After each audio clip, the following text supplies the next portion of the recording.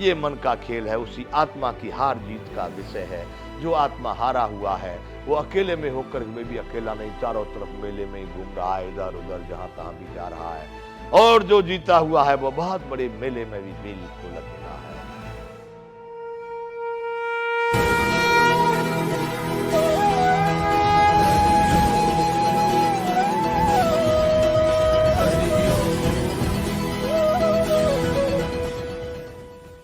जय विश्व बंधु। संपूर्ण गीता ज्ञान। तो सुहृदन मित्र वैरी उदासीन, जो कहा गया है, सुहृदन मित्र उदासीन मध्यस्य द्वेष बंधुसु साधुस्वपि च पापेषु संबुद्धि विशिष्यते। भगवान ने यह निर्णय कर दिया कि जिसकी स्थिति सबके लिए, पापियों में, साधुओं में, बैरी में, मित्र में, उदासीन में, मध्यस्थ में, सबसे जिसका मन का भाव सबके लिए बिल्कुल समान है, समभाव रखने वाला, वह व्यक्ति अत्यंत श्रेष्ठ है।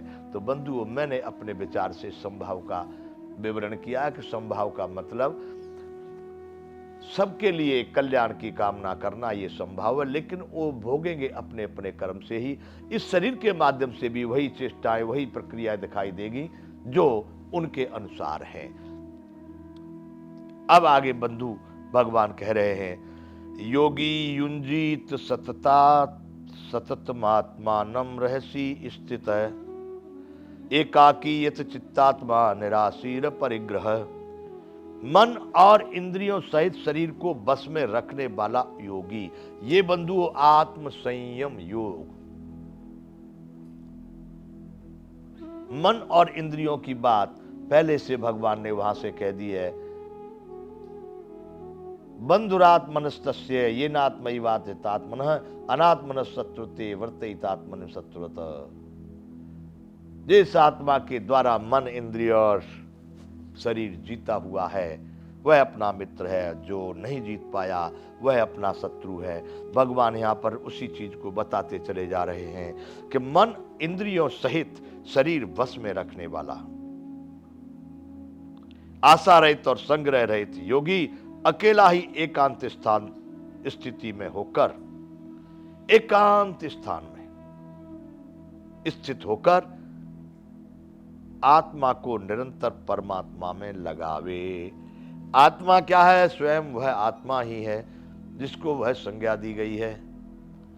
इसलिए भगवान अब कह रहे हैं कि आत्मा का संयम क्या, यानी जो मैं हूं, मेरा स्वरूप है, जिसके माध्यम से ये संपूर्ण समझ में आ रहा है, देखने में आ रहा है, बोल जो भी प्रभाव इसका जो दिखाई दे रहा है, ये मेरे में से ही उत्पन्न होकर मेरे में समा रहा है। मैं ही आत्मा हूं। उस आत्मा को अब मुझे परमात्मा की तरफ ही जाना चाहिए।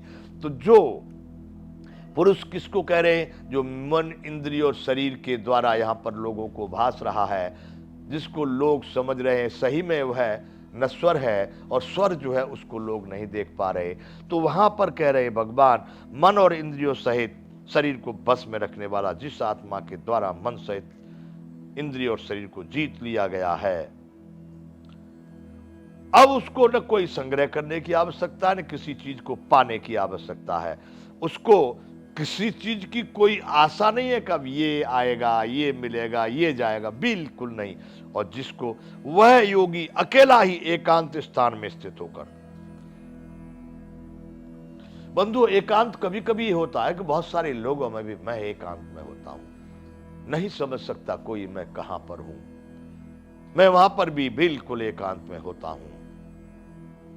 और बहुत कोई न होते हुए भी मैं बहुत में हो सकता हूं। यह परमात्मा का ज्ञान है, ये मन का खेल है, उसी आत्मा की हार जीत का विषय है। जो आत्मा हारा हुआ है वो अकेले में होकर भी अकेला नहीं, चारों तरफ मेले में ही घूम रहा है, इधर उधर जहां तहां भी जा रहा है। और जो जीता हुआ है वो बहुत बड़े मेले में भी बिल्कुल अकेला है।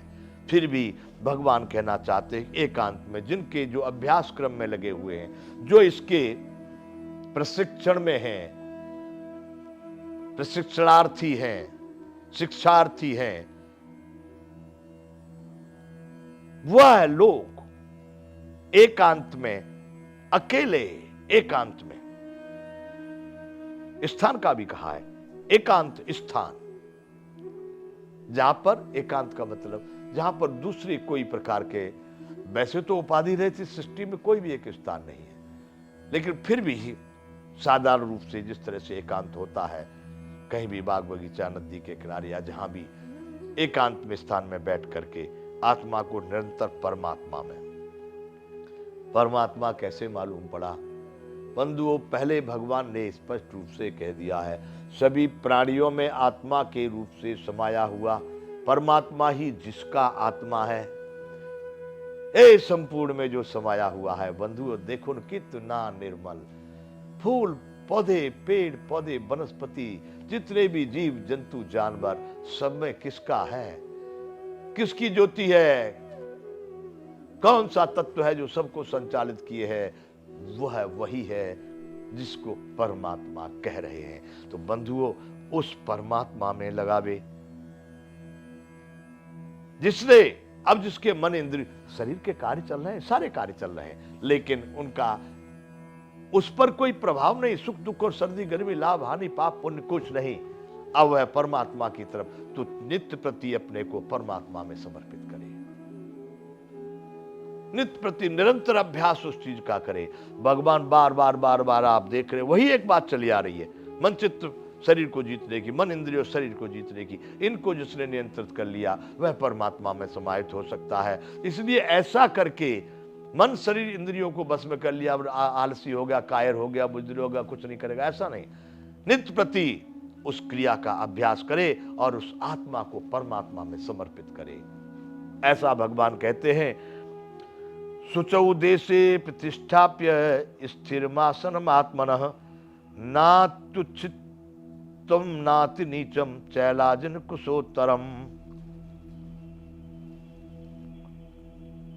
अब भगवान करें न बहुत ऊंचा न बहुत नीचा, नात्युच्छित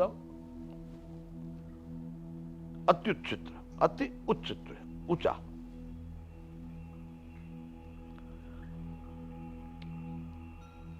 शुद्ध भूमि में जिसके ऊपर क्रम से कुशा, मृगशाला और वस्त्र बिछे हुए हैं, जो न बहुत ऊंचा और न बहुत नीचा है, ऐसे अपने आसन को स्थित स्थापन करके देखिए, भगवान उस आत्मा को परमात्मा में लगाने का साधन, प्रक्रिया सब स्पष्ट रूप से बता रहे अर्जुन को कि अर्जुन, वह व्यक्ति कैसे उस परम ब्रह्म परमात्मा में समाहित हो सकता है, उसके लिए क्या कौन कौन सी प्रक्रिया, क्या क्या कार्य आवश्यक है, कैसे करना चाहिए।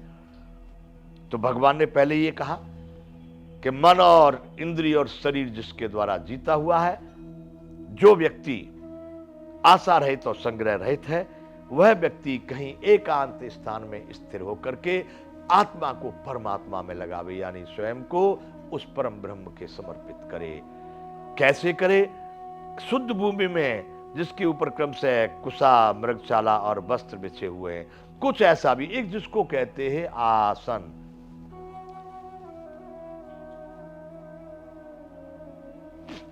बंधु, आसन हमारे यहाँ योगियों के द्वारा, पतंजलि आदि के द्वारा अनेक प्रकार के बताए गए हैं। आसन शरीर की बैठने की एक मुद्रा का नाम आसन दिया गया, लेकिन आसन हमारे यहाँ जिस पर बैठा है, चाहे वह वस्त्र है, चाहे मृगशाला है, चाहे कुशा है, चाहे घास फूस है, चाहे कुछ भी है, उसको भी आसन कहते हैं। अष्टांग योग जो कहा गया, उसमें संयम, सम और यम को एक ही माना गया हुआ, लेकिन मैं उसको दोनों को अलग कर देता हूं। आसन, प्रत्याहार, प्राणायाम, धारणा, ध्यान, उसमें भी आसन शब्द दिया है। तो यहां पर भगवान कह रहे हैं, शुद्ध भूमि में जिसके ऊपर क्रम से कुशा, मृगशाला और कोई भी प्रकार के वस्त्र बिछे हैं, उसको भी मैं आसन कह रहा हूं अपनी तरफ से, उसको भी आसन कहते हैं। बिछे हैं जो न बहुत ऊंचा और बहुत नीचा है, ऐसे अपने आसन को स्थिर स्थापन करे। पवित्र भूमि, वाह! अब पवित्र का आप अनुमान लगा लीजिए, जहां पर किसी प्रकार का कोई उद्वेग नहीं, जलवायु से लेकर के, भूमि से लेकर के, सब वातावरण सर्दी गर्मी से लेकर के बड़ा आनंदित है। ऐसी स्थिति में वह व्यक्ति शुद्ध भूमि में जिसके ऊपर कुशा या किसी प्रकार का आसन, उन्होंने रेशम का सूत का, ऊन का, मृगशाला का कोई वस्त्र जिस पर बिछाया हुआ है, जो बहुत ऊंचा भी नहीं है, बहुत नीचा भी नहीं है, एक स्तर पर आनंददायक, सुखदायक है।